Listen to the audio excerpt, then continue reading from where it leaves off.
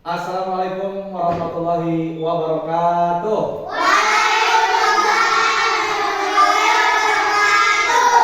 Selamat siang anak-anak. Alhamdulillahirobbilalamin. Bagaimana kabarnya?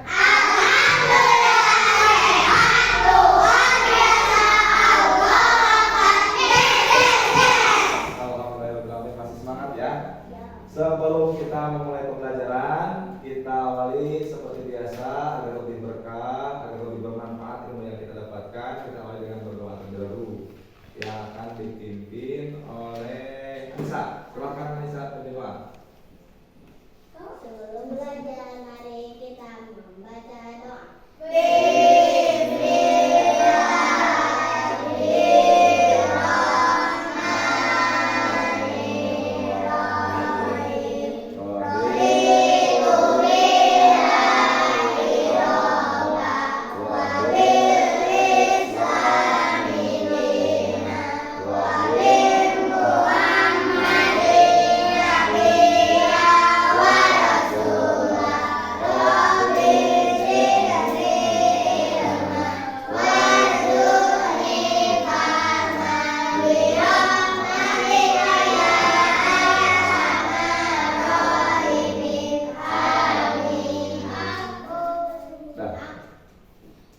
Selanjutnya, sebelum memulai pembelajaran, Bapak cek kehadiran dulu.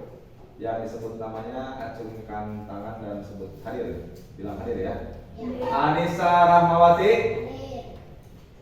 Anissa Ayu Lestari, Zakia Talita Saki, Fajar Setra Pratama, Ferry Firmansyah Putra, Levandi Setiawan, Muhammad Raihan Araka Ramadan, Muhammad Wildan Al-Farizi, Nidaul Husni, Nova Indriani Permana.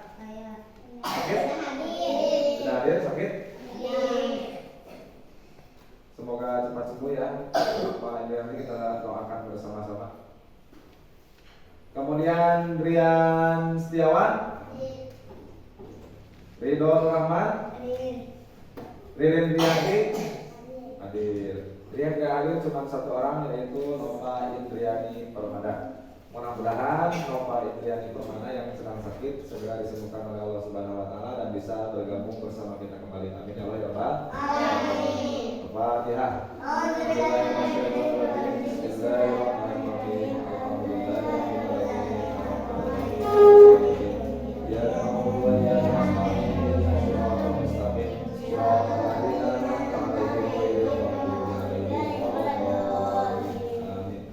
Oke, hari ini kita mau belajar, tapi bukan belajar seperti biasa. Kita akan membahas tentang materi P5, Proyek Pembuatan Profil Belajar Pancasila.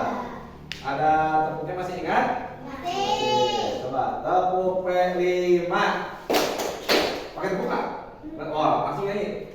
1, 2, 3. Belajar Pancasila, beriman dan bertakwa pada Tuhan Yang Esa, berserah mulia, untuk pilihan Tuhan, gotong royong mandiri, dan berharap kritis. Nah, itu luar biasa ya. Tepuk P5. Jadi di sana ada tujuan-tujuan daripada P5, profil belajar Pancasila. Dan kaitan dengan Pancasila adalah dasar negara kita, sudah jelas ya. Negara Indonesia memiliki dasar, yaitu Pancasila. Harapannya bangsa Indonesia memiliki generasi-generasi yang benar-benar siap untuk mengisi kemerdekaan, siap untuk menjadi generasi penerus bangsa. Kebetulan hari ini momen kita di bulan apa? Bulan Agustus. Ada sejarah bulan Agustus masih kan? Kemerdekaan. Iya, betul sekali. Ada hari ulang tahun kemerdekaan Republik Indonesia. Negara kita ini sudah merdeka dan kita sebagai penerus bangsa harus mampu mengisi kemerdekaan ini dengan sebaik mungkin ya, sebaik belajar. Oleh karena itu kita harus memperdalam apa itu P5 yang dicanangkan oleh program pemerintah. Nah, pada pertemuan ini Bapak akan membahas satu tema ya, satu tema atau satu topik terkait dengan penguatan P5. Namun kita tonton dulu sebuah tayangan berikut ini.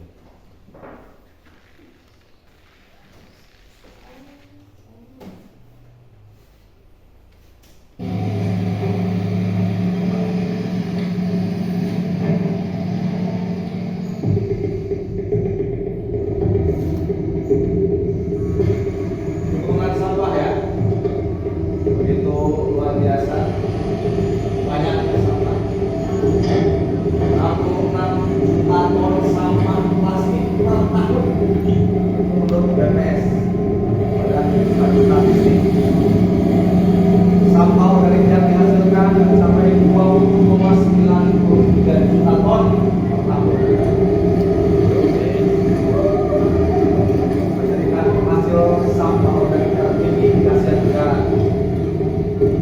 Begitu banyaknya tumpukan sampah yang dihasilkan.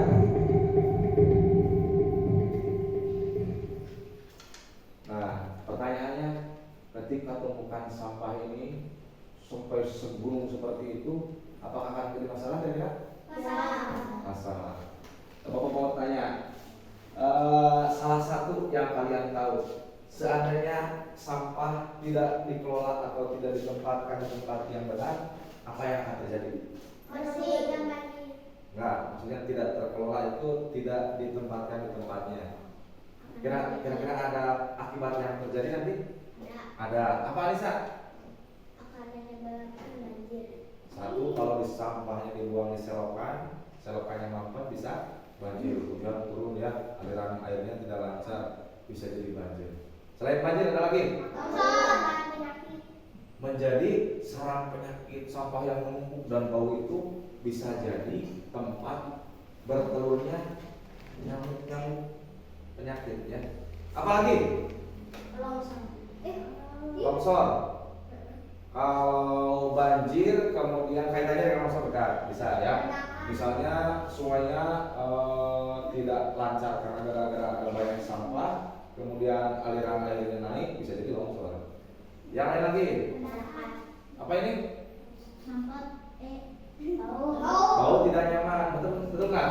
Di rumah saja kalau kita buang sampahnya tidak rutin, itu bisa menyebabkan ya. Berarti kalau begitu pengelolaan sampah ini harus benar-benar ditangani. Dan dimulai dari yang mana? Dari yang lingkungan kita sendiri, dari yang paling kecil ya, di lingkungan rumah, kebiasaan rumah. Apa akibatnya? Kalau tidak dikelola dengan baik, bisa jadi ya sampah berserakan ibaratnya di mana-mana. Itu menyebabkan kesehatan kita sebagai manusia juga yang terganggu ya, bukan makhluk yang lain, manusia. Dan setiap hari sampah itu ternyata dihasilkan, benar nggak? Kita cek. Ridin, sehari Ridin menggunakan yang namanya wadah nggak dalam satu hari? Wadah, ada wadah plastik misalnya jajan es, pakai wadah nggak? Apa langsung ditaruh begini? Pakai wadah nggak? Oke. Kalian beli minuman ya, misalnya di Alfamart, ada Pocari Sweat, ada wadahnya? Apakah dimakan dengan wadahnya? Tidak. Kalian beli seblak ceker misalnya ya, Zakia beli seblak ceker, apakah wadahnya dimakan juga? Tidak. Ada sampahnya? Nah, ibu-ibu kalian di rumah misalnya beli sayuran dari pasar nih, beli kangkung, beli apalah gitu ya, apakah sayuran itu semuanya dimakan? Tidak. Ada bagian potongan-potongannya ternyata dibuang. Beli buah, apakah buah semuanya dimakan? Tidak. Nah, itu dimakan, cangkangnya tidak dimakan, bijinya karena tidak dimakan ya. Ada pepaya, apakah biji pepaya kita makan? Tidak juga ya. Ada sisa-sisa makanan yang disebut dengan sampah, betul sekali. Nah, pengelolaan sampah karena kita menghasilkan sampah setiap hari, baik di rumah, di sekolah, harus diatur dengan baik agar tidak terjadi seperti ini ya. Ada penumpukan yang begitu luar biasa. Nah, caranya bagaimana? Lanjutkan kita menonton. Pertama, kita harus tahu jenis-jenis daripada, setelah tadi akibatnya akan seperti itu. Nah, ini jenis-jenis sampah.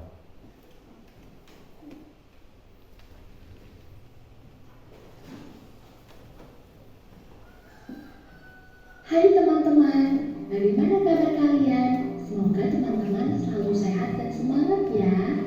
Adik-adik pasti sering melihat sampah yang berserakan di sekitar kita, baik itu di pinggir jalan, sungai, hingga di lahan kosong. Padahal membuang sampah sembarangan itu dapat menyebabkan aroma yang tidak sedap, banjir, mengurangi kesuburan tanah, Sama hingga dengan menjadi seperti yang sangat saya jawab tadi. oleh karena itu, kita harus membuang sampah pada tempatnya dan dipisahkan sesuai jenisnya agar mudah diproses dan sampah tidak terlalu menumpuk. Secara umum, sampah dibagi menjadi 3 jenis, yaitu sampah organik, sampah non-organik, dan sampah B3. Yuk kita bahas satu persatu. Yang pertama, sampah organik. Sampah organik merupakan sampah yang mudah membusuk dan diurai oleh bakteri, jamur, kuman, dan cacing di tanah. Sampah organik biasanya berasal dari sisa-sisa makhluk hidup. Contohnya adalah kotoran hewan, ranting pohon, daun kering, kulit buah, sisa sayur, daging, atau tulang ayam. Nah, setelah tadi kita melihat bagaimana tayangan sampah organik, sampah anorganik, dan sampah B3, nah kita juga harus tahu jenis-jenis dan contoh-contohnya, ya, agar pengelolaan sampah itu bisa dilaksanakan dengan efektif, ya, tidak berceceran, tidak bercampur antara sampah organik dengan sampah plastik campur dengan sampah B3. Agar apa? Agar mudah dikelola. Karena ternyata sampah itu bisa bermanfaat juga kalau dimanfaatkan. Kira-kira ada yang tahu nggak manfaat sampah yang dikelola dengan baik? Dijadikan plastik. Bisa dijadikan plastik. Kalau didaur ulang ya, sampah plastik bisa didaur ulang. Kalau sampah organik, misalnya dari daun-daunan yang busuk atau kotoran hewan, kira-kira bisa dipakai nggak? Pakai apa? Oh, pakai banyak, pakai pupuk. Pakai pupuk, betul sekali, bisa dibuat menjadi pupuk kompos. Itu lebih subur ternyata dibandingkan dengan pupuk kimia, ya. Ketika sampah diolah dengan baik dan benar, ya, maka sampah tersebut tidak menjadi berbahaya, bisa menjadi bahkan penghasilan. Ada orang-orang yang memanfaatkan sampah, contoh ada tukang rongsokan, ya. Kalau sampah-sampah plastik ternyata bisa menjadi nilai ekonomi. Kalau kita punya aquarius yang banyak nih, aquarius ya kan plastik, itu bisa dijual, ya. Jadi uang nggak? Jadi. Uang, ya. Kemudian kalau misalnya kita punya sampah organik yang bukan plastik, itu ternyata bisa dijadikan pupuk kompos. Kalaupun tidak langsung, ada yang diolah menjadi maggot, ya, maggot. Itu maggot itu adalah organisme yang bisa menjadikan sampah organik menjadi lebih berkualitas tinggi dan bisa dijadikan sebagai pakan binatang. Ada yang bisa dipakai pakan hewan, pakan ikan, ya, pakan ternak, pakan ayam. Contohnya dengan pengolahan maggot, itu sampah-sampah organik, sisa daripada ibu kita masak, ya, sisa-sisa makanan yang tidak habis, itu dimakan sama maggot. Maggot itu sejenis belatung, tapi belatungnya bisa dimanfaatkan untuk ternak kita. Ayamnya cepat gede, ya, bebeknya cepat gede, banyak telurnya. Jadi kalau pemanfaatannya sampahnya dikelola dengan baik, tidak akan menjadi bahaya, bahkan bisa menjadi keuntungan, ya, paham? Nah, oleh karena itu sekarang Bapak akan beri kelompok. Kelompoknya di random aja. Kita hitung 1 sampai 3. Mulai dari sini. 1, 2, 3. 1, 2, 3. 1, 2, 3. 1, 2, 3. 1 dengan 1, 2 dengan 2, 3 dengan 3. Gabung. 1 di sini, 2 di sini, 3 di sana. Silakan. Ya. 1 di sini, 2 di sini, 3 di sana. Nah, setelah diberi kelompok, Bapak akan berikan satu tugas. Tugasnya agar lebih memahami materi yang tadi, masing-masing kelompok akan diberikan tugas yang berbeda. Kelompok yang pertama adalah kelompok organik. Kelompok yang kedua adalah kelompok anorganik. Kelompok yang ketiga adalah kelompok B3. Dari penjelasan yang tadi, kita akan cari, akan lebih jauh lagi contoh-contoh daripada sampah organik.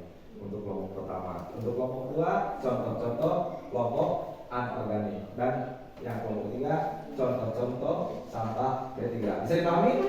Bisa. Ini lembar kertasnya nanti kasih nama dan anggota kelompoknya juga. Silakan dengan kelompoknya masing-masing berdiskusi untuk mencari contoh-contoh jenis sampah yang sudah ditentukan. Ya, kalau ada yang tidak dimengerti bisa ditanyakan ke Bapak. Mulai dari sekarang, silakan.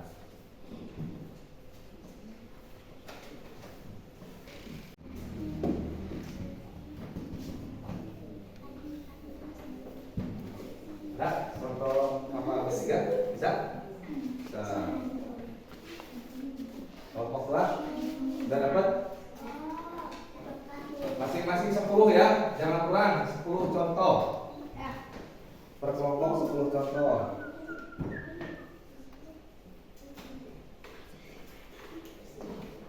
Bisa organik? Udah ya, organik? Anorganik bisa? Oke.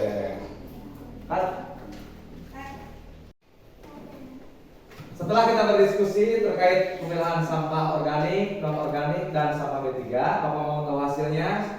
Silakan untuk kelompok 1 terlebih dahulu hasil diskusinya. Bapak mau tanya, apa saja yang termasuk sampah organik? 1. Bekas sayuran, Bekas sayuran. Apa lagi?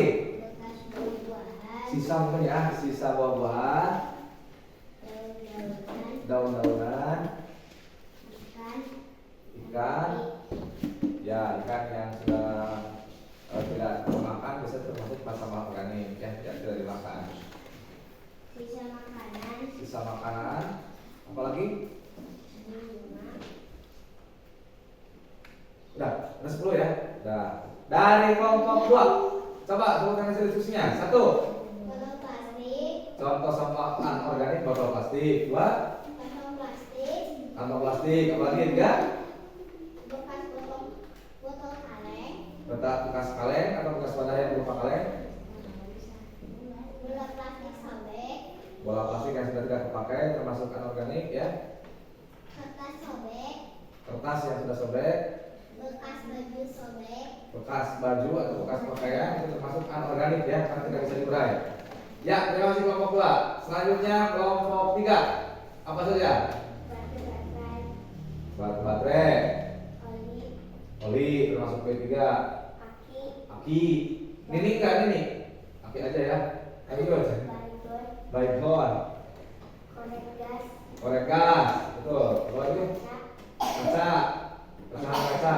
TV, TV, mau tabungnya ya, tabung TV. headset, Headset kurang ini ya, kurang bagus, tapi bisa berbahaya. Ya, itu saja. Udah? Udah 10? Speaker. Apa lagi? HP. Oh, bisa jadi HP ya. Jangan sembarangan buang HP. Jangan sembarangan buang HP, jangan sembarangan buang oli karena termasuk banyak 3D bahan yang berbahaya. Ya. Cut.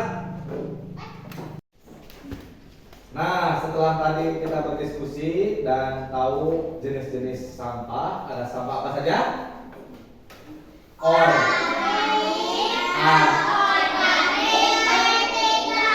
Sampah organik apa itu artinya? Sampah yang bisa diurai. Biasanya dari sisa makhluk hidup, baik itu tumbuhan ataupun hewan. Kalau anorganik yang tidak bisa terurai. Contohnya botol plastik dan sebagainya. Kalau ketiga, sampah-sampah yang mengandung bahan berbahaya. Sekarang kita sudah tahu pemilahan sampah yang baik seperti itu ya. Ada sampah organik harus dipisahkan, ada organik harus dipisahkan, dan ada B3 harus terpisah juga. Oleh karena itu kita harus mengimplementasikan atau menerapkan pengetahuan ini. Jadi caranya tatkala kita membuang sampah, baiknya itu dipisahkan antara yang plastik dan yang organik. Apalagi ada B3. Minimal ada 3 tong sampah. Di sekolah kita sudah ada organik, non-organik, dan sampah bahan berbahaya ya, atau beracun dan berbahaya. Itu bisa dipisahkan. Nanti buang sampahnya jangan sembarangan. Plastik ke tempat plastik. Kalau daun ke tempat daun. Kalau sisa makanan yang kira-kira bisa busuk kemana? Organik atau organik? Organik. Kalau plastik bekas minuman? Anorganik. Batu baterai? Tugas selanjutnya, tadi sudah tahu pemilahan sampah. Sekarang Bapak ingin dari masing-masing kalian membuat tugas. Tugasnya adalah slogan atau anjuran agar membuang sampah pada tempatnya. Kalian boleh berekspresi dengan imajinasi kalian masing-masing, ya. Boleh dengan gambar, boleh dengan kata-kata atau tulisan, boleh dihias, terserah. Yang penting ada anjuran agar membuang sampah pada tempatnya, supaya lingkungan kita bersih. Di tempat tinggal bersih, di sekolah bersih, di masyarakat bersih, itu akan lebih sehat. Betul? Betul, ya. Bapak akan bagikan lembaran kertasnya masing-masing orang bagian satu lembar. Nanti buat untuk gambar atau slogan atau poster terkait dengan menjaga kebersihan atau membuang sampah pada tempatnya. Silakan diwarnai, dihias bagus mungkin ya. Kalau sudah selesai nanti kita akan pajang bersama-sama sebagai bentuk daripada kita peduli dengan lingkungan kita, tidak boleh membuang sampah sembarangan. Jadi sekali lagi, membuang sampah itu di mana? Di tempatnya. Di tempatnya. Buanglah sampah pada tempatnya, buanglah mantan pada Temannya. buanglah sampah pada tempatnya ya. Selesai? Coba dikumpulkan lagi. Ini.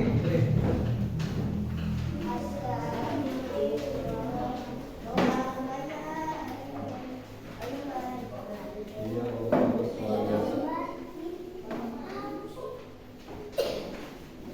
Luar biasa, istimewa. Ya, kumpulkan. Terima kasih anak-anak. Silakan duduk kembali. Kumpulkan semuanya. Itu yang dikumpulkan semua. Semuanya.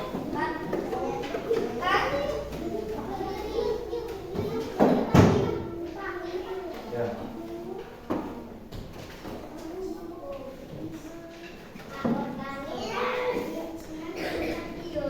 Sini, Anissa.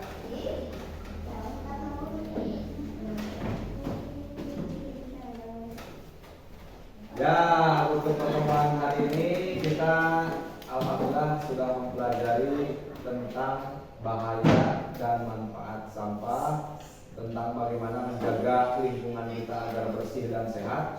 Karena bagaimanapun hidup bersih itu termasuk salah satu bagian daripada anjuran ya dari agama kita, yaitu agama Islam. Allah Subhanahu wa taala berfirman di dalam Al-Qur'an, "A'udzubillahi minasyaitonirrajim. Bismillahirrahmanirrahim. Innallaha yuhibbut tawwabina wa yuhibbul mutatahhirin." Yang artinya sesungguhnya Allah menyukai orang-orang yang bertobat dan orang-orang yang mensucikan diri.